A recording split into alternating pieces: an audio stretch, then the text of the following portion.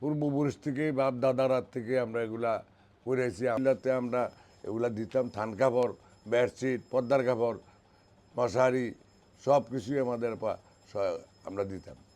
তো এখন তো অ্যাভেলেবেল চলতো, সারা বাংলাদেশেই নিত। তো এখন যে পাওয়ার লুম আসা চালু হয়ে যাওয়াতে এরপরে এখন আমাদের এটা আস্তে আস্তে বিলুপ্ত হয়ে গেছে। তাঁতের কাপড় এখন আর চলে না।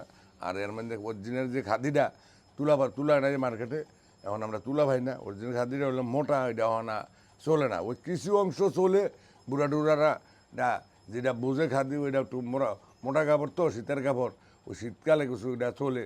এখন তাও আমরা প্রোডাকশন বন্ধ, তুলা নেই, তুলা পাইতেছি না। এই যে আমরা একবার এখন বিলুপ্তর পথে। তো বাড়ে তারা 2 বছর আগে করে নিয়েছিল, আমি 8-9 মাস কাপড় করে দিছি, যথেষ্ট কাপড় করেছি। ডাইরেক্ট তারা ডাইং ডুং যত লাগছে সুতা, তারা তুলাটা তারা ইন্ডিয়ার তাইনা দিছিল, কারবাস তুলা। এটা আবার দুনান লাগছে, এটা দাউদকান থেকে তার দুনিয়া এখানে কারণই আসলো, কাড়ে আমরা দিছে। আরও এরপরে মেলে সুতা যা লাগে নান আমি কালেকশন করছি, ডাইং যা লাগছে আমি করে দিছি, করে এখান থেকে ডাইরেক্ট গাড়িয়ে ঢাকা গেছে, তা হেডও বসে। তো এখন একটা পার্টিও 5-6 মাস আগে আমরা ঢাকার এক পার্টিরা অর্ডার দিছে, মোটামুটি কাপড় নিচ্ছে তারা কয়েক লক্ষ টাকা। অর্ডার পাইলে কিছু করি, যে অরিজিনাল ঘরদর করা যাইতেছে না, অরিজিনাল ঘরদর মার্কেটে নাই, আর তুলা নাই।